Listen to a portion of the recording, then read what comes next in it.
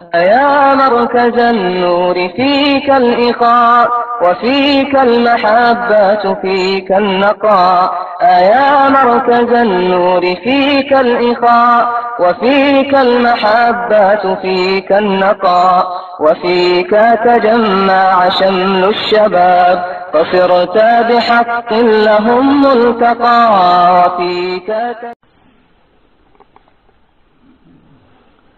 بسم الله الرحمن الرحيم الحمد لله رب العالمين والصلاة والسلام على سيد الأنبياء والمرسلين سيدنا ونبينا وحبيبنا وشفينا محمد وآله وأصحابه أجمعين أما بعد فعن ابي هريرة رضي الله تعالى عنه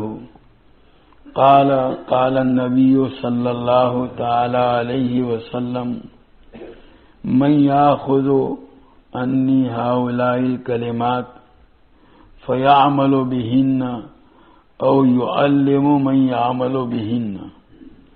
قال ابو هريرة رضي الله تعالى عنه قلت أنا يا رسول الله.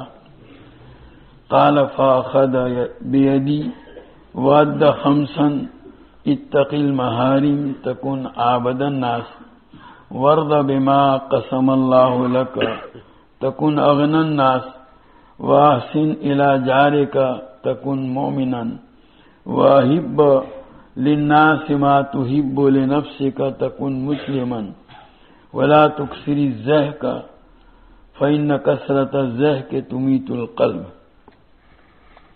او کما قال علیہ الصلوۃ والسلام. یہ ترمذی شریف کی ایک روایت ہے. حضرت ابو ہریرہ رضی اللہ تعالی عنہ اس کے راوی ہیں. فرماتے ہیں کہ ایک مرتبہ نبی کریم صلی اللہ تعالی علیہ وسلم نے فرمایا کون ہے جو مجھ سے ان باتوں کو سیکھے حاصل کرے اور اس پر عمل کرے یا کسی ایسے آدمی کو بتلائے سکھلائے جو اس پر عمل کرنے والا ہو.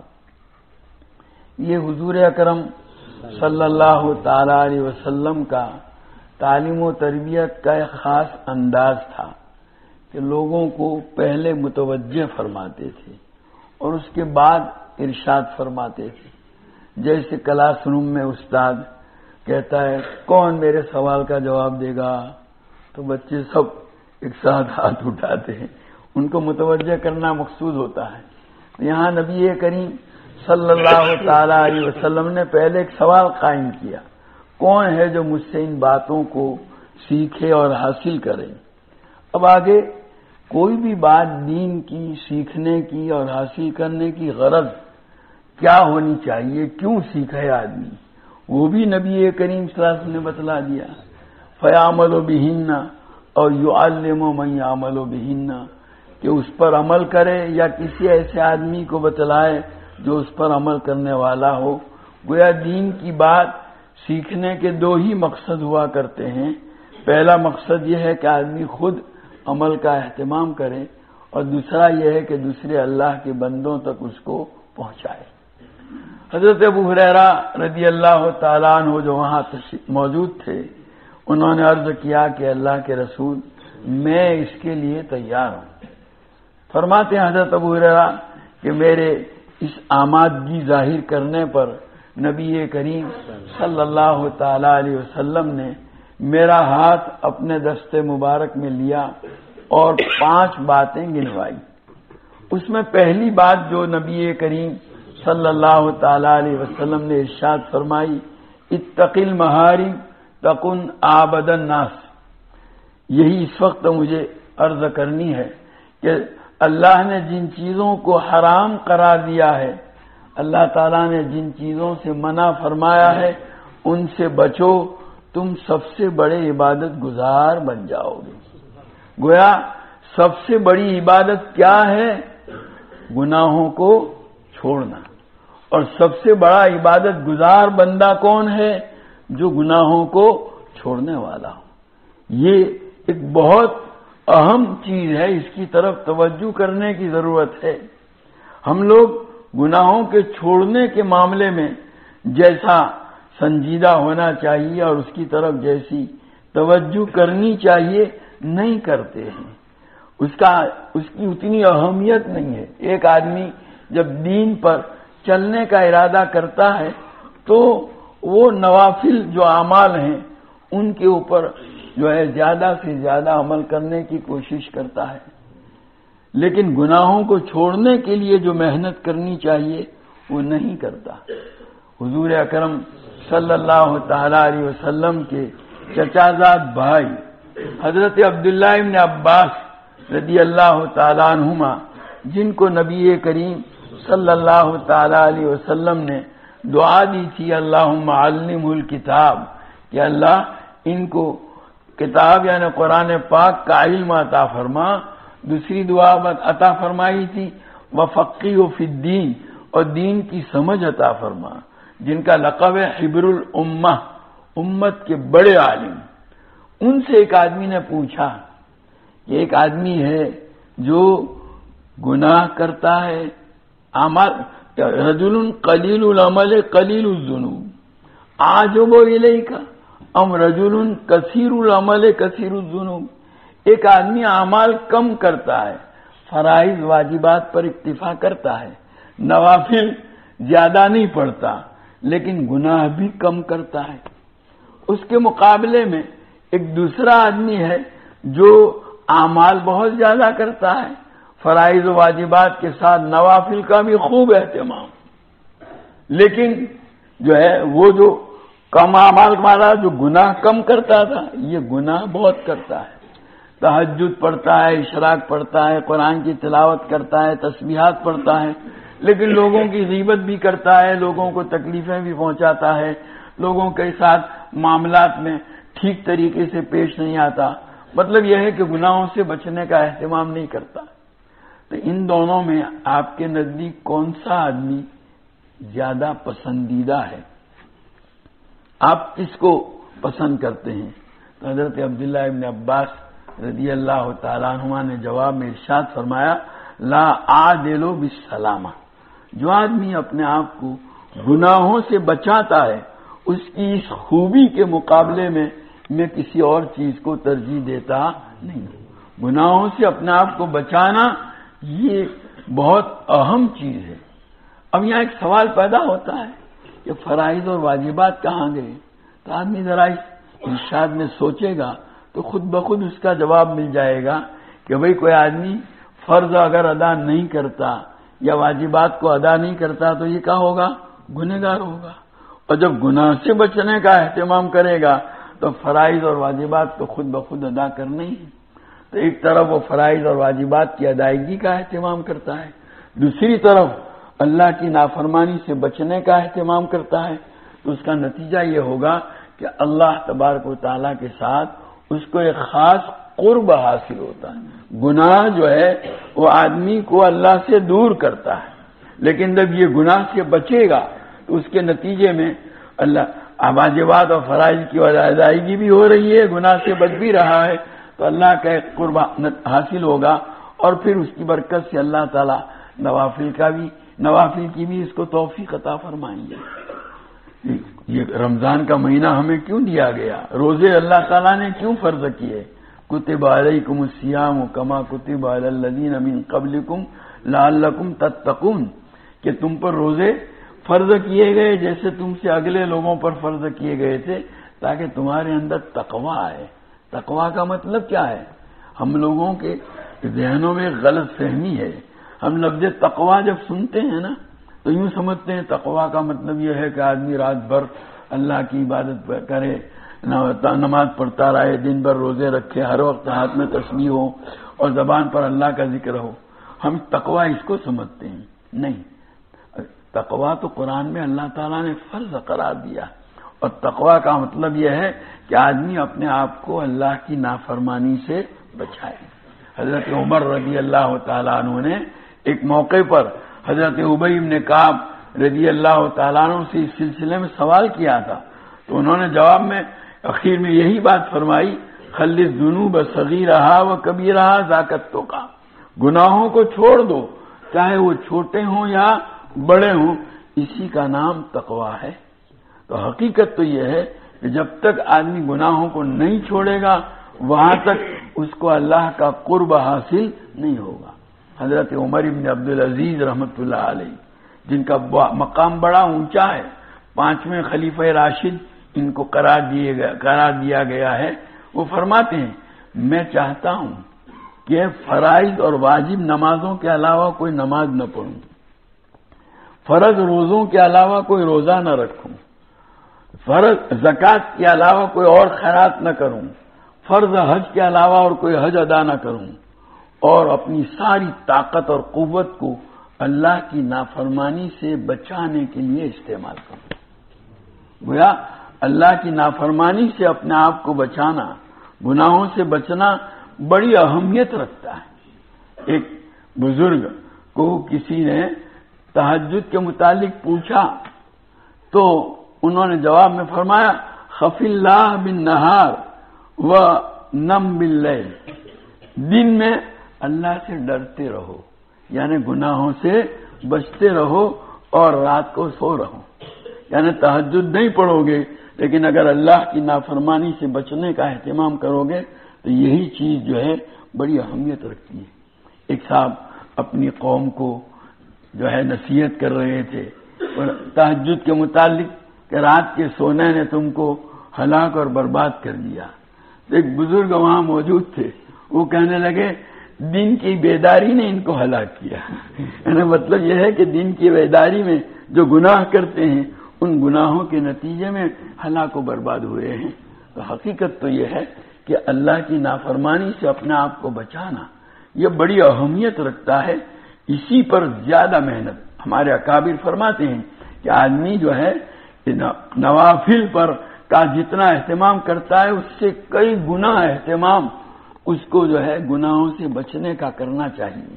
حضرت حسن بصری رحمۃ اللہ علیہ فرماتے ہیں ما عبد العابدون افضل من ترکہم ما نہاہم اللہ عنہ، عبادت کرنے والوں نے اللہ کی اس سے بہتر کوئی عبادت نہیں کی کہ اللہ نے جن چیزوں سے منع کیا ہے اس سے اپنے آپ کو بچایا، روکا۔ بغیر گناہ کو چھوڑے ہوئے کبھی کوئی اللہ کا ولی نہیں بن سکتا۔ الا ان اولیاء اللہ لا خوف علیہم ولا هم يحزنون الذين آمنوا وكانوا يتقون، کہ اللہ کے اولیاء کے اوپر، اللہ کے دوستوں پر، ولیوں کے اوپر کوئی خوف اور غم نہیں ہے۔ کون ہے وہ؟ الذين آمنوا وكانوا يتقون، کہ جو ایمان لائے اور اللہ کی نافرمانی سے بچتے ہیں۔ ایک اور جگہ باری تعالیٰ فرماتے ہیں ان اولیاءہ الا المتقون، یہ تو حسر کا صیغہ ہے، یعنی اللہ کے ولی وہی لوگ ہیں جو اپنے آپ کو گناہوں سے بچاتے ہیں۔ گناہ کا ارتکاب کرتے ہوئے کبھی کوئی آدمی اللہ کا ولی بن سکتا نہیں، یاد رکھو۔ اس لیے زیادہ زور اس پر لگانا ہے۔ فرائض واجبات کی تو ادائیگی اپنی جگہ پر ہے، لیکن زیادہ قوت اس کی طرف لگائیے کہ اپنے آپ کو اللہ تبارک تعالیٰ کی نافرمانی سے، گناہوں سے خاص طور پر بچانے کا اہتمام کیا جائے۔ یہ گناہ جو ہے وہ عبادات کے نور کو اور اس کے اثرات کو ختم کر دیتے ہیں۔ ایک عبادت آپ ایک طاعت انجام دیں گے تو اس کا نور اور فائدہ یہ ہوگا کہ اللہ تعالیٰ اس کی برکت سے آپ کو دوسری طاعت کی توفیق عطا فرمائیں گے۔ لیکن اگر آپ گناہوں کا ارتکاب کریں گے تو یہ جو اس کا ثمرہ ہے وہ حاصل ہونے والا نہیں ہے۔ یوں مثال سے سمجھیے کہ کوئی آدمی بیمار ہے، دوائی کرتا ہے اور پرہیز بھی بتایا گیا ہے لیکن پرہیز کرتا نہیں ہے، تو لاکھ روپے کی دوا کرے گا تو بھی جو ہے اس کو صحت آنے والی نہیں ہے۔ یہ بد پرہیزی ہمیشہ اس کو بیماری میں ڈالے رکھے گی۔ حضرت مولانا شاہ مسیح اللہ صاحب رحمۃ اللہ علیہ فرمایا کرتے تھے کہ بھئی دیکھو دو چیزیں ہیں، ایک تو ہے یعنی ایک بیمار آدمی کے لیے دو چیزیں ہیں، ایک تو یہ ہے کہ صحت کو حاصل کرنے کی تدبیر کرے اور دوسرا نقصان دہ چیز سے بچا رہے۔ تو اگر اس کے پاس دوائی کا انتظام نہیں ہے تو کم سے کم نقصان دہ چیزوں سے بچنے کا اہتمام تو کرے۔ تو ہم جو ہے اپنے آپ کو گناہوں سے جتنا زیادہ بچانے کا اہتمام کریں گے اتنا ہی زیادہ اللہ تبارک و تعالیٰ کا قربہ حاصل ہوگا۔ یہ رمضان بھی اللہ تعالیٰ نے روزے بھی جو دیے اس میں بھی ہمیں یہی سبق دیا گیا ہے کہ بھئی آدمی صبح صادق سے لے کر غروب آفتاب تک جب روزے کی نیت کر لیتا ہے تو 3 چیزیں، کھانا پینا اور اپنی بیوی کے ساتھ صحبت کرنا، اس سے اپنے آپ کو دور رکھتا ہے۔ حالانکہ یہ 3 چیزیں وہ ہیں کہ جو روزے کے علاوہ آدمی کے لیے کیا ہیں؟ حلال ہے۔ آدمی روزے کے علاوہ کھا سکتا ہے، پی سکتا ہے، اپنی بیوی کے ساتھ صحبت کر سکتا ہے۔ روزے میں جب نیت کر لی تو اس کو اپنے آپ کو اس سے بچانا ہے۔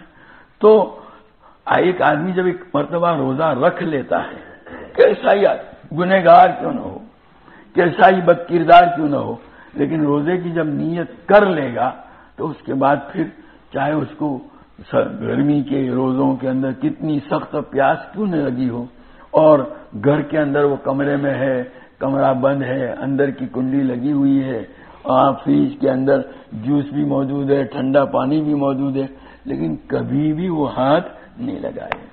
وہ یوں سوچتا ہے کہ میں نے جس اللہ کی رضا حاصل کرنے کے لیے روزہ رکھا ہے وہ مجھے دیکھ رہا ہے۔ یہ کیفیت روزے میں جو کیفیت ہوتی ہے، روزے کو بچانے کے لیے جو کیفیت ہوتی ہے، آدمی جہاں دل میں خیال آتا ہے کچھ کھانے پینے کا تو فوراً سوچتا ہے اللہ مجھے دیکھ رہا ہے۔ تو حضرت حکیم الامت نور اللہ مرقدہ فرماتے ہیں کہ اسی کیفیت کو جو ہے ذرا کچھ بڑھانے کی ضرورت ہے۔ ہم روزے کے اندر جو چیزیں حلال ہیں ان سے اپنے آپ کو جب روکتے ہیں تو جن چیزوں کو اللہ تعالیٰ نے ہمیشہ کے لیے حرام کیا، خالی 24 گھنٹے کے لیے نہیں، خالی رمضان کے مہینے کے لیے نہیں، بلکہ جو ہے یعنی خالی دن بھر کے لیے نہیں بلکہ دن اور رات بھر کے لیے اور 12 مہینے کے لیے جن کو حرام کیا ان سے اپنے آپ کو بچانے کی بہت زیادہ ضرورت ہے۔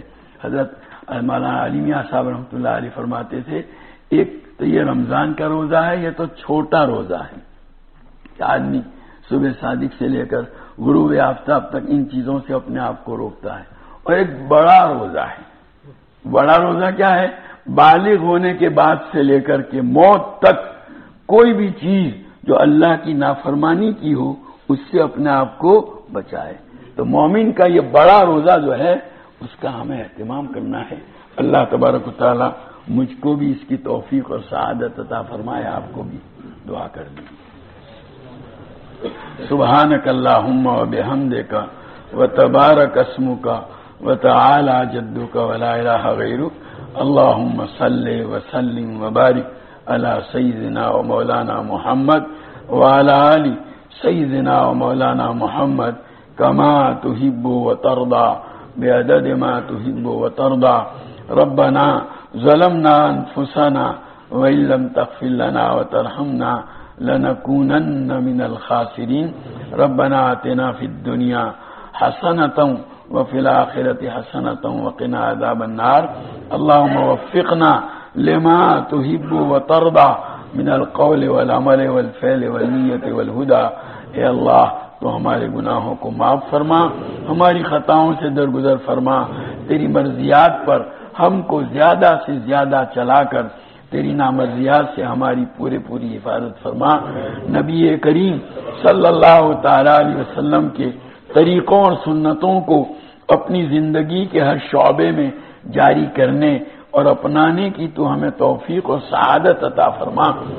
حضور اکرم صلی اللہ تعالی علیہ وسلم کے طریقوں کی محبت اور غیروں کے طریقوں کی نفرت ہمارے قلوب کے اندر ڈال دے۔ اے اللہ تمام رذائل سے ہم کو پاک اور صاف فرما کر محاسن اخلاق سے مزین فرما۔